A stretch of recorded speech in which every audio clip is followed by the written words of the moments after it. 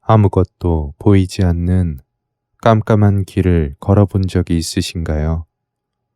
도시의 빛이 비추지 않는 골목길이나 시골 깊은 곳의 산길을 걸었던 때, 빛이 들지 않는 어딘가에 갇혔거나 배를 타고 완전한 밤을 항해할 때, 작은 빛도 잘 보입니다. 밤 하늘에 별도 보입니다. 작은 빛이라도 찾게 됩니다. 그래서 살림살이가 어려웠던 옛날 백성들은 새벽에 샛별을 보면서 일터에 나가고 해가 진 뒤에 개밥바라기에 붉은 빛을 바라보며 일터에서 돌아올 정도로 고되게 일해야만 겨우 생계를 꾸릴 수 있었습니다. 어두울 때에 그 밝은 빛은 사람들에게 방향을 제시하는 길잡이가 되었습니다. 사실 모든 것이 편리한 요즘 시대에는 인간들이 만들어낸 화려한 불빛들이 어디서나 빛나기에 칠흑 같은 어둠을 경험하기 어렵습니다.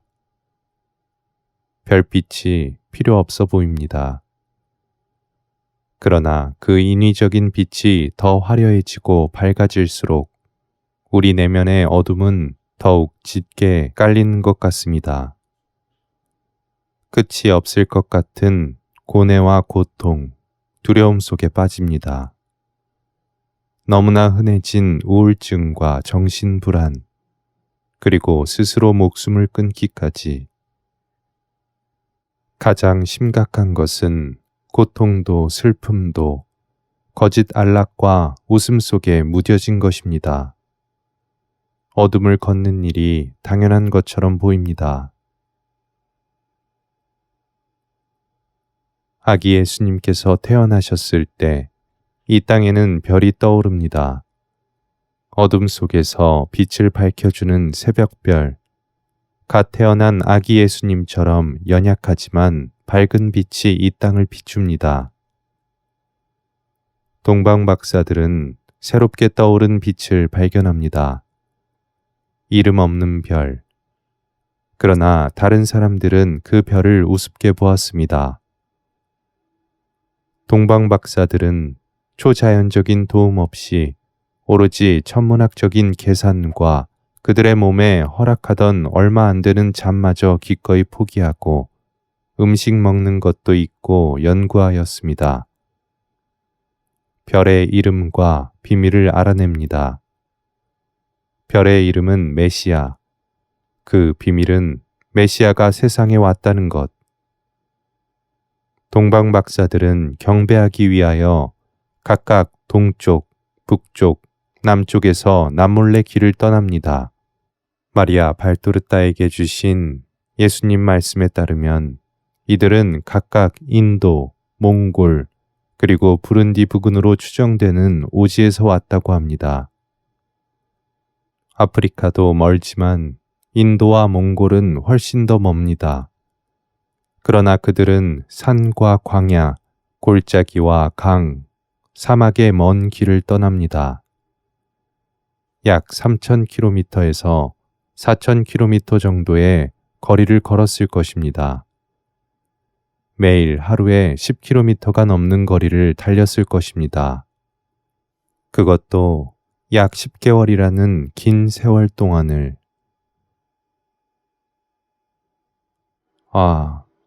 빛 하나를 보고선 이 사람들은 떠났습니다. 꿈을 꿨다거나 환시를 보여주셨거나 하는 초자연적인 도움이 없었습니다. 진리를 확증해 줄 수 있는 것은 아무것도 없었습니다. 그저 하느님을 믿고 빛 하나를 보고 떠납니다. 심지어 하느님의 백성인 이스라엘 민족도 아닌 이들은 이방인들이었습니다. 한 번도 가본 적이 없는 곳에 가는 동안 무슨 일이 있을지도 모르고 도착했을 때에는 그곳에 무엇이 있는지도 모르는 그 먼 길을 떠납니다. 처음 가는 미지의 곳에 오로지 믿음과 희망으로 가는 것입니다. 구세주가 계실 것이라는 희망과 그 길을 하느님께서 인도하실 것이라는 믿음, 도적을 만날까, 과연 이 길이 맞을까, 내가 착각한 건 아닐까 하는 두려움을 하느님께 탁 맡기고 나아가는 것입니다. 또 징조를 연구하는 그 많은 사람들 중에 이들만 이 징조를 알아차렸습니다. 지체하지 않고 하느님께 찬미와 영광을 드리겠다는 올바른 뜻을 가지고 하느님의 말씀을 알고자 바랬기 때문입니다. 오로지 빛을 위해 떠난 것입니다. 개인적인 이익을 추구하지 않았습니다. 여정에 들어갈 비용과 그 모든 피로를 알면서 오로지 하느님을 뵙기 위해서 떠납니다. 그들은 다만 하느님께서 그들을 기억하시고 영원히 구원해 주시기만을 청했습니다. 아, 온갖 아름다운 예수님의 말씀과 예언들과 은총 속에 있는 그리스도교인들에게 더 이상 찾아볼 수 없는 믿음입니다. 온갖 계산이 앞섭니다. 거기 가면 숙박 비용은, 선물은 어느 정도여야 적당한가? 화려하게 가면 분명 도적들이 눈독 들일 거야. 아, 그리고 못 돌아오면 어떻게 해? 손주는 봐줘야지. 내 새끼들. 내 집은 또 어떻게 해? 그렇게 오래 비워두면. 가족들이 나를 광신도라 할 거야. 아니, 근데 혹시 내가 진짜 그런 건 아닐까? 내가 뭐라고?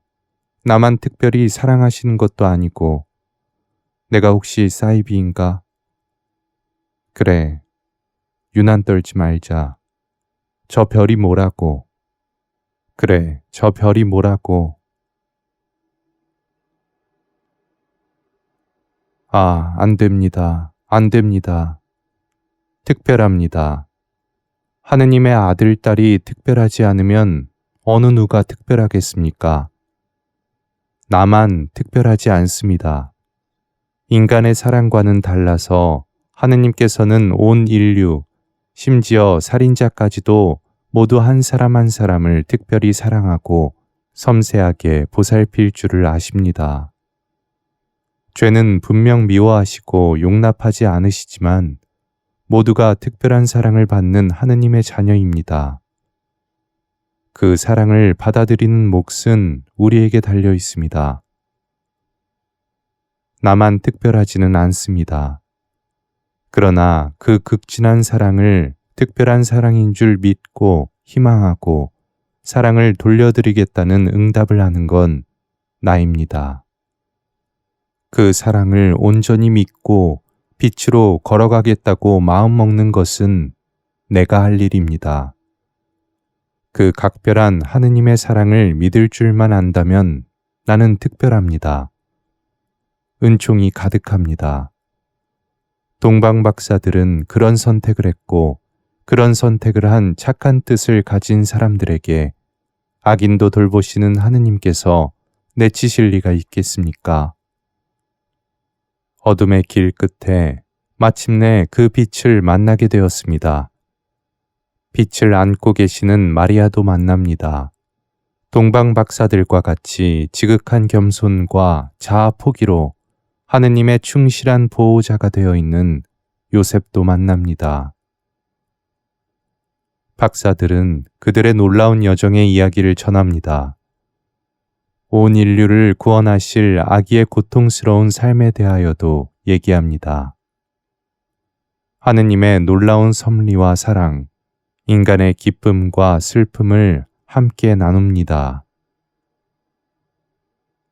마리아와 요셉은 마음속에 곰곰이 새깁니다. 그런데 왜 하느님께서는 그 먼 곳에 있는 박사들을 부르셨습니까? 그 당시 이스라엘 사람들은 구세주가 이스라엘 백성들을 구원하기 위해서 오는 왕으로 생각했습니다. 그러나 그 지극히 인간적인 기대와는 다르게 구세주는 온 인류의 왕으로 온 인류를 사탄의 압제로부터 구해내기 위하여 오셨습니다.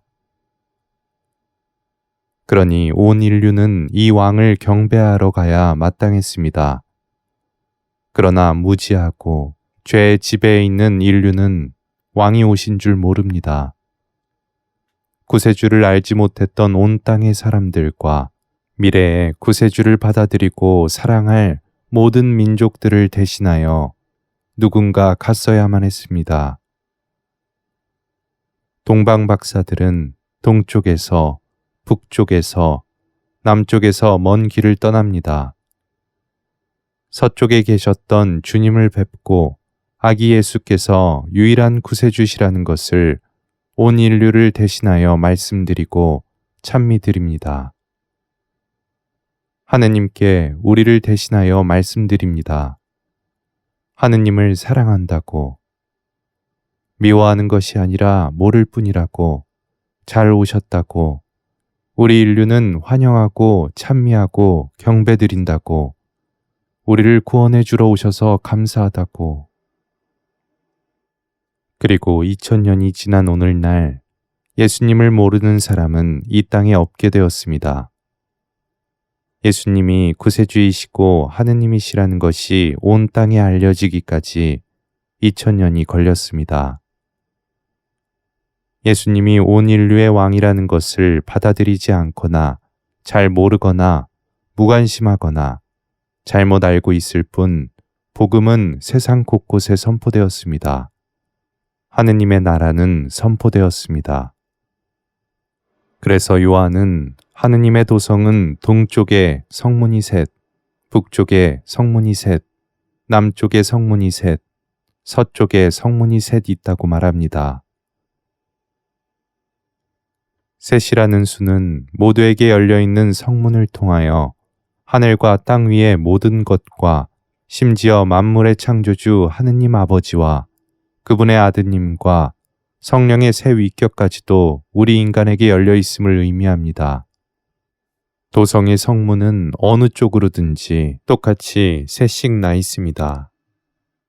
어느 성읍에 문이 열려 있다면 그 안으로 들어가기는 매우 쉬운 일이니 누군가가 그 도성 안에 들어가지 않는다면 이 어찌 도성이나 성문의 잘못이겠습니까? 당연히 이는 들어가지 않고 주저하는 사람 자신에게 그 성읍 안으로 피신하기를 꺼려하는 사람의 자유의지에 책임이 있는 것입니다. 그래서 어느 민족이나 어느 나라 그리고 어느 시대에 속하든 상관없이 모든 인간은 자신이 하느님의 천상 은총에 아무런 목도 가지지 못한다고 해서 어떠한 변명도 하소연도 할 수 없게 됩니다. 그러니 믿음이 없는 자와 이단자와 이교도들에 관하여 우리가 무슨 말을 더 할 수 있겠습니까? 악한 그리스도인과 완고한 죄인들이 과연 무엇으로 변명할 수 있겠습니까? 하늘의 문이 하나도 아니고 심지어 여럿이나 되는데도 극히 적은 수의 영혼들만이 그리로 들어가는 이유가 도대체 무엇입니까? 하느님께서 온 인류를 하느님의 나라로 부르십니다. 이제는 그 도성으로 가야 합니다. 그런데 어떻게 가야 할지 막막합니다. 우리는 먼저 하늘을 봐야 합니다. 그리고 별을 봐야 합니다. 우리는 이 땅이라는 바다에 있습니다. 붉은 용이 자리를 잡고 집어삼키기 위해 있는 그 바다입니다. 우리는 그 바다 위에서 머무르고 항해합니다. 누구나에게 그렇게 이 땅에서의 인생은 똑같이 주어집니다. 어떤 이들은 바다 위에 있는 줄을 모르고 그 배에서 먹고 마시느라 바쁩니다. 어떤 이들은 바다 위라며 두려워하면서 자기 자신만을 챙깁니다. 그 바다 위 밝게 빛나는 별 하나가 떠 있습니다. 어떤 이들은 그 별을 바라봅니다. 우리를 만드신 분에 대한 믿음으로 우리를 만드신 분께서 우리를 사랑하시기에 평화의 하늘로 데려가실 거라는 믿음으로 별을 향해 나아갑니다. 그 길은 멀고 험하고 주위 사람들의 조롱과 박해가 있을지 모릅니다. 사탄의 파도가 얼굴을 후려치고 숨을 막기도 합니다. 그러나 그 별을 향해 갑니다. 이 시대의 별, 이 시대에도 여전히 깜깜한 하늘에서 빛나는 바다의 별, 우리 교회를 무지하고 오류 가득한 인간들이 멋대로 교회를 대할 때 우리를 끊임없이 이끌어주고 있는 그 별. 그 별에 대하여 요한이 부른 아름다운 노래가 있습니다. 예수님의 공생활 셋째 해가 시작될 때 예수님과 사도들은 큰 슬픔과 고통의 일을 겪게 됩니다. 험난한 여정과 극심한 고통 속에서 요한과 베드로를 비롯한 사도들은 예수님 없이 안티오키아라는 먼 곳까지 바다를 건너야 했습니다. 비가 세차게 내리고 폭풍우가 몰아칩니다. 마치 사탄이 지배한 것 같은 시간에 마주하게 됩니다. 그러나 제자들은 예수님께서 말씀해 주셨던 날에 맞춰 도착할 수 있도록 멈추지 않고 상식에 벗어나더라도 순종합니다. 어느 순간 폭풍우는 가라앉고 평화가 찾아옵니다. 사탄은 사도들을 불복종하게 만드는 데 성공하지 못했기 때문에 가버렸습니다. 순풍이 붑니다. 밤이 되고 별들이 빛나고 달빛이 빛납니다. 요한은 하늘을 향하여 머리를 쳐들고 웃으며 노래를 부릅니다. 안녕하세요, 바다의 별. 밤의 자스민, 내 하늘나라의 금빛 달, 예수의 거룩하신 어머니. 항해자들은 당신을 희망하고 고통받고 죽는 사람들은 당신을 꿈꿉니다. 거룩하고 경건한 별이여, 당신을 사랑하는 자에게 빛을 주소서. 오 마리아여. 그의 형 제베데오의 야고보는 요한에게 묻습니다. 아니, 너 뭘 하는 거냐? 우린 예수님에 대해서 말하는데 너는 마리아 어머니에 대해서 말하고 있으니 말이야. 요한은 이렇게 답합니다. 예수님이 마리아 안에 계시고 마리아 어머님이 예수님 안에 계셔. 그러나 어머님이 계셨으니까 예수님이 계신 거야. 내가 노래를 부르기에 가만 놔둬. 요즘 날에도 교회는 묻습니다. 예수님에 대해 말하는데 왜 마리아 어머니에 대하여 말하느냐고. 그 질문의 답을 이제는 천주교 신자들은 할 줄 모르게 됐습니다. 그러나 예수님께서 마리아를 통하여 이 땅에 오셨듯이 이 시대에도 성모님을 통하여 우리에게 말씀하십니다. 파티마를 통하여 예수님의 뜻을 성모님께서 전하셨습니다. 루르드, 과달루페, 라살레트, 메주고리에 등 수많은 발현들, 예언들, 메시지들, 하느님의 뜻을 알려주시고 말씀해 주시고 교회가 오류에서 벗어날 수 있도록 설명해 주시고 어둠에 빠져있는 이들을 건져내십니다. 목이 터져라 말씀하셔서 목에서는 피가 나고 목이 다 쉬셨습니다. 눈물을 너무 많이 흘리셔서 눈은 퉁퉁 부었습니다. 우리는 아랑곳하지 않고 심장에 칼을 찔러 넣어 심장은 갈기갈기 찢어졌습니다. 그 별을 따라가면 아기 예수를 만날 수 있습니다. 아기 예수님은 이 땅에 첫 번째 오실 때 마리아 어머니를 통하여 오셨습니다. 단순히 탄생만을 말하는 것이 아닙니다. 구세주의 어머니가 되는지도 몰랐던 때에 어머니는 구세주가 이 땅에 빨리 오시기를 간절히 기도하셨습니다. 사랑으로 불타올라 구세주를 뵙고 싶어 쉬지 않고 기도하셨습니다. 구세주가 오시면 그 복된 어머니를 뵙고 하녀라도 되게 해달라고 애원하십니다. 그렇게 구세주의 잉태는 앞당겨져 이루어졌습니다. 예수님께서 이 땅에 다시 오실 재림 때에도 어머니는 예수님을 모셔오십니다. 어머니께서는 아드님의 왕국이 이루어질 수 있도록 우리에게 회개하고 기도하라고 말씀하십니다. 타이르고 엄하게도 말씀하시고 눈물로 호소하시며 우리가 예수님을 만나 뵙기에 합당한 자녀가 되어야 한다고 말씀하시며 우리를 준비시키십니다. 예수님을 맞을 준비를 어머니의 티 없으신 성심 안에서 이루어지도록 온 인류를 품 안에 안고자 하십니다.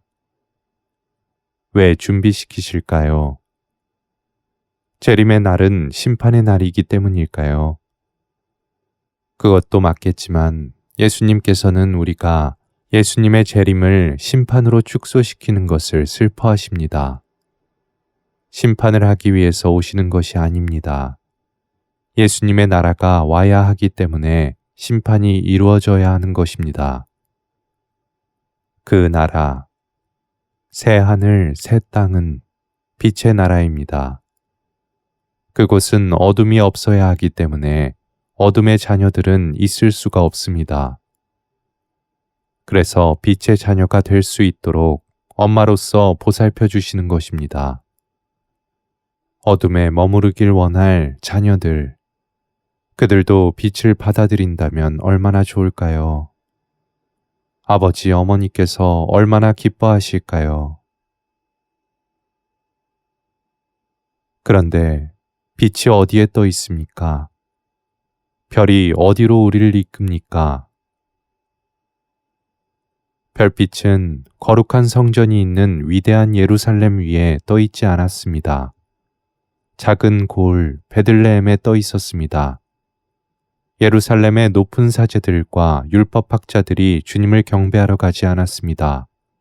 하느님께서는 이스라엘 백성들이 불쾌해야 할 정도로 업신여기던 이방인들을 부르셨습니다. 화려한 궁전에서 나시지 않고 보잘것없고 초라한 구유에서 나시길 원하셨습니다. 거룩하다 말하는 성전을 통하여 오시지 않으시고 비천한 여종 마리아를 통하여 오셨습니다. 그리고 영광을 받으러 오시지 않고 고통을 받으러 오셨습니다.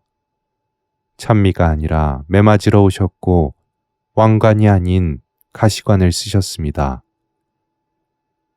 오, 십자가, 십자가, 십자가. 피 흘리고 찢겨진 살을 주러 오셨습니다. 가장 보잘것없는 밀가루에 계시기 위해 오셨습니다. 삶이 고통스러우십니까? 어둠 속을 걷고 계십니까? 너무 고통스러워서 숨도 안 쉬어지고 이유 없이 두려우십니까?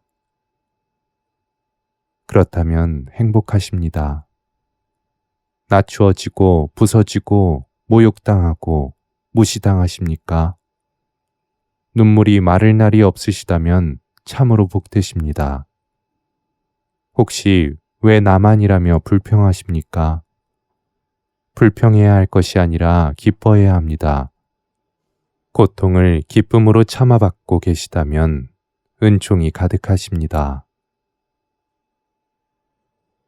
아니면 반대로 혹시 나는 고통이 없고 행복하기만 하다고 말하십니까? 고통을 겪는 사람들이 이해가 되지 않습니까? 고통을 업신여기고 계십니까? 무서워서 피하고 계십니까? 동방 박사들을, 이방인들을, 베들레헴을, 그 초라한 구유를, 마리아를, 예수님을, 십자가를, 성체를, 세상의 화려한 빛에 취해 있어서 고통도 슬픔에도 둔감합니까? 오, 고통받는 사람들, 어둠 속에서 두려워하는 사람들, 세상의 빛을 꺼버리고 고개를 들어 하늘을 보십시오. 우리를 만드신 분께서 우리에게 무엇을 주시려고 하는지 우리는 도무지 알지 못합니다. 기뻐하고 즐거워하여라. 너희가 받을 큰 상이 하늘에 마련되어 있다. 오, 그 하늘, 새 땅은 어떤 곳입니까? 그 도성은 어떤 곳입니까? 영원한 평화와 사랑, 황홀감이 감싸는 곳, 우리의 행복을 위해서 아버지에 의해서 창조된 모든 것이 어우러져 조화를 이루고 온갖 색깔과 꽃들, 향기, 두려움도 고통도 없는 곳. 그곳의 아름다움에 비한다면 이 땅의 그 어떤 아름다움도 추함이라고 말씀하십니다. 거기에 우리를 데려가시겠답니다. 그곳으로 가기 위해서는 별이 이끄는 길, 십자가를 통해야 합니다. 그 십자가는 우리에게 고통받고 부서지고 낮아지고 모욕당하고 찢어지고 없어지고 죽기까지 하자고 말합니다. 그러나 이 고통은 아무리 고통스러워도 찰나입니다. 그 영원한 영광스러운 주님의 새 왕국은 얼마나 놀라운 곳인지 만약 우리가 볼 수만 있다면 죄를 더 이상 짓지 않고 고통을 우리가 먼저 청할 것입니다. 그리고 이제 사탄이 나를 핥히는 것에 대하여 이렇게 말하게 될 것입니다. 오 주님, 아무것도 아닌 저를 이렇게 사랑하십니까? 이 먼지인 우리가 무엇이라고 도대체 이토록 보살피십니까? 주님께서 이토록 사랑하는 우리는 무엇이 되겠습니까? 어디로 우리를 데려가시려고 하십니까? 그곳은 어디이고 우리는 누구이기에 사탄은 저렇게 잔뜩 화가 나서 으르렁거리고 저리도 우리를 어둠 속에 두려고 기만하는 것입니까? 오, 사랑에 미치신 분, 진정으로 사랑에 미치신 분, 사랑 그 자체이신 분, 고통이여 오라, 죽음이여 오라, 그분께서 죽음을 이기셨다. 우리는 어떤 고통이 있더라도 십자가를 용감하게 지고 외쳐야 합니다. 우리가 하느님의 그 아름다운 나라에 가는 것을 화가 나서 못 견뎌야 하는 사탄의 계략에 속지 않고 폭풍우가 몰아닥칠 바다 위에 있음을 깨닫고 하늘을 바라보아야 합니다. 빛을 봐야 합니다. 우리의 눈을 가리고 귀를 막고 혼란으로 어지럽히고 거짓 평화와 거짓 안락으로 잠들지 않도록 깨어 기도할 수 있도록 진리의 빛만을 바라봐야 합니다. 오로지 하늘을 바라보고 별을 바라보고 웃으며 요한과 함께 노래해야 할 것입니다. 엄마, 어머니, 날 안으러 오세요. 빛을 안고 계신 어머니, 빛이신 그분께로 데려가 주세요. 내 눈은 멀었고 내 귀는 어둡습니다. 폭풍우가 칩니다. 정신을 차리기가 힘듭니다. 엄마, 날 구해주세요. 사탄이 내뱉는 물이 날 덮칩니다. 전쟁과 살인, 거짓과 분열, 이 땅은 혼란합니다. 그러나 세상의 어둠의 세력들이 나를 무섭게 하는 것이 아닙니다. 이 세상적인 혼란과 두려움은 저에게 아무런 위협도 되지 못합니다. 아무런 권한도 없습니다. 그 혼란이 내 육신은 잡아먹을 수 있을지라도 제 영에는 아무런 권한이 없으니까요. 그런데 그보다도 죽지 않는 제 자아가, 제 교만이 저를 위협합니다. 제 자의심은, 제 교만은 제 영의 빛을 잡아먹으려고 합니다. 그것이 제 숨통을 막습니다. 오, 엄마, 안 되겠습니다. 아무래도 저는 하와의 후손인가 봅니다. 내 아들은 카인인 것 같습니다. 제가 진정 하느님의 아들이 맞습니까? 원죄 없이 잉태되신 어머니의 아들이 정말 맞습니까? 저는 아무것도 아닙니다. 먼지가 감히 아들의 권리를 주장할 수는 없습니다. 죄인이 요구만 하고 바라기만 합니다. 하느님의 나라에 들어갈 아무런 권한도 공로도 저에게는 없습니다. 정말 아무것도 없습니다. 제 생명, 제 육신, 저를 비추는 태양, 모든 것을 거저 주셨고 거저 받았습니다. 아들의 권리를 주장할 것은 정말 아무것도 제게 없습니다. 그러나 저는 당신의 아들입니다. 그리고 주님의 나라는 제 나라입니다. 제가 권리가 있어서가 아니라 하느님의 영께서 분명 제게 너는 아들이다 하시니 그걸 믿고 의심하지 않습니다. 그뿐입니다. 그것으로 저는 어머니의 사랑하는 아들, 예수님의 아들입니다.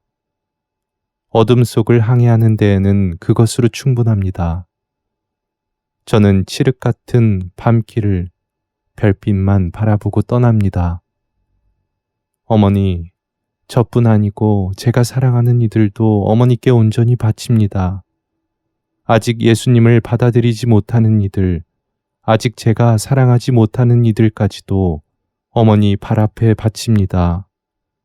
동방 박사들이 온 인류를 대신하여 주님께 무릎 꿇고 믿음과 사랑을 고백했듯이 저도 그렇게 바칩니다. 안녕하세요, 바다의 별. 항해자들은 당신을 희망하고 고통받고 죽는 사람들은 당신을 꿈꿉니다. 거룩하고 경건한 별이여, 당신을 사랑하는 이들에게 빛을 주소서. 오 마리아여. 엄마에게 입 맞추게 해주세요. 그러면 제 입이 정결케 될 거예요. 엄마, 여기 제 가슴에 손을 대어주세요. 제 불안은 사라지고 엄마의 자스민 향기를 맡으며 아기 예수처럼 잠들 거예요. 그리고 평화로운 죽음을 맞을 거예요. 새로운 삶을 시작하는 바로 그 죽음이요. 그리고 새날이 밝아오고 엄마 품에서 눈을 뜨면 나를 완전한 사랑의 눈동자로 바라보고 계시는 그분을 만날 거예요.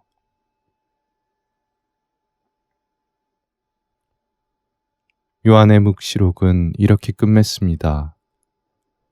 이제 도성엔 다시는 밤이란 잊지 못할 것이며 등불의 빛이나 태양의 광채도 필요 없습니다. 주 하느님께서 그들의 빛이 되어 주실 것이기 때문입니다.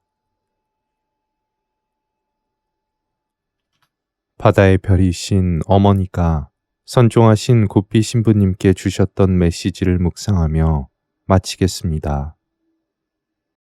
성모님께서 지극히 사랑하시는 아들 사제들에게 128 1977년 7월 8일 내 원수의 함정.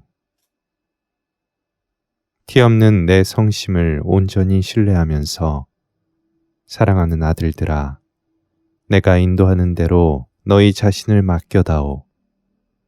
너희가 내 명령에 순종하려면, 또 패할 줄 모르는 강한 군대를 이루려면 내 원수가 지난 어느 때보다 더 날뛰며 너희에게 파놓는 함정에 빠지지 않도록 경계해야 한다. 원수는 너희가 신뢰를 잃고 실망에 떨어지기를 바란다. 음흉하고 교활한 수법으로 너희를 괴롭히는 것이다. 그는 또 너희 마음에 의심이 끼어들게 한다. 나의 택함과 총애를 받고 있는 것이 과연 사실일까 싶어지게 하는 것이다. 그런 의심을 부추기려고 그는 너희가 몹시 비참한 존재임을 납득시킴으로써 너희로 하여금 인간적 나약함의 크기를 절감하게 한다. 그가 갖가지 유혹으로 그렇게 설쳐대는 이유는 너희의 정신을 마비시켜 저항을 하지 못하게 하려는 것이다. 경계하여라, 사랑하는 아들들아. 그런 것이 다 원수의 함정들이다. 그런 것이 너희에 대한 그의 비밀 무기요, 내 작은 발 뒤꿈치를 물어뜯으려 벼르는 그의 독리이다. 오늘 너희 엄마는 그가 꾸미는 음모를 너희에게 밝혀 너희가 그런 함정을 경계하도록 이끌어주고 싶다. 너희는 나의 백합꽃이다. 그래서 원수는 음란한 영상, 상상, 유혹 같은 것들로 자주 너희를 괴롭힌다. 침착하여라. 신뢰하여라. 그런 순간만큼 너희의 순결이 하느님과 이 천상 엄마 앞에 눈부시도록 빛나고 깨끗한 것이 되는 때는 달리 없다. 그러한 순결은 너희가 더 큰 고통을 온 존재로 겪는 동안 자신의 의지로 그것을 새롭게 선물하는 데서 태어나는 순결이기 때문이다. 사탄이 파둔 모든 함정에서 너희는 빠져나올 수 있고 이전보다 더욱 순결하고 더욱 아름답고 더욱 새로운 모습이 되리라. 그리고 너희가 겪는 고통은 무엇이나 내가 몸소 무시무시한 무기로 사용하여 아주 오래전부터 포로요, 노예로 잡혀있는 숱한 너희 형제 사제들을 원수의 소나기에서 빼낼 것이다. 너희는 나의 장미꽃이다. 오로지 내 아들 예수님과 나에 대한 사랑의 향기만을 발산해야 하는 꽃들이다. 그래서 사탄은 너희 마음에 어떤 사람의 모습이 자꾸 비치도록 함으로써 너희가 부지 중에 그 피조물에 얽매이도록 함정을 판다. 이럴 때도 그의 행위는 항상 음흉하다. 때때로 그는 선량한 사람, 덕행에 나아간 사람, 심지어 특별한 은혜를 받은 사람들까지 너희에게 제시하는 것이다. 그러나 이런 이들도 너희가 집착하면 내 아들 예수께 대한 사랑에 장애가 될 수 있다. 나는 그분께 바치는 너희 사랑이 갈수록 순수하고 항구하고 완전한 것이 되게 하고 싶다. 피조물에 대한 극히 사소한 집착도 너희로 하여금 티없는 내 성심이 원하는 대로의 사랑을 실천하지 못하도록 가로막을 수 있다. 그렇게 하다 보면 내가 너희에게 주는 모든 빛을 받아들이지도 이해하지도 못하게 하는 그늘이 생겨 너희 영혼이 어둡게 된다. 하지만 너희가 내 사랑의 화관을 이루려면 그 모든 빛이 필요한 것이다. 오, 내 소중한 아들들아. 너희는 너무나 작고 위태롭고 무능하니 모두 내게로 오너라. 너희는 내 조그만 아기들이니 오너라. 내가 있어야 완전한 사랑의 길을 걸을 수 있으리니. 너희는 나의 시클라멘 꽃이다. 너희의 내적 자금과 심령의 어린이다움 때문이다. 그래서 사탄은 너희가 자기를 믿는 어른처럼 느끼도록 함정을 판다. 너희가 자신의 자아, 자신의 생각, 자신의 활동을 안전의 터전으로 삼게 하는 것이다. 그는 신뢰와 자아 포기가 겸손한 이들의 특성임을 알고 있으므로 너희에 대한 나의 활동을 너희가 점차로 의심하면서 신뢰하지 않도록 유혹한다. 그는 또 조직하고 활동하는 것이 너희의 할 일이며 만사가 오직 너희에게 달린 것이라고 설득해댄다. 너희가 그런 식으로 점점 분주하게 움직이면 내가 활동하도록 맡기지 않게 된다. 그러면 나는 더 이상 너희를 이끌 수 없어진다. 너희가 유순히 나를 따를 수 있는 능력을 잃기 때문이다. 이와 같이 너희가 만일 작은 자로 남아있지 않는다면 내 계획도 이루어질 수 없는 것이다. 사랑하는 아들들아, 그래서 내가 내 원수의 함정들을 너희 앞에 드러내 보여주고 싶었다. 너희를 속여 유인하려고 그가 계속 노리며 파놓는 함정인 까닭이다. 언제나 오직 나에 대한 용감한 신뢰로만 대답하여라. 작은 아들들인 너희에게 내가 바라는 것은 다만 그뿐이니 내 원수의 머리를 밟아 부수기 위함이다. 그는 가장 아끼는 내 아들들인 너희에게 함정을 놓음으로써 내 발 뒤꿈치를 물려고 하는 것이다.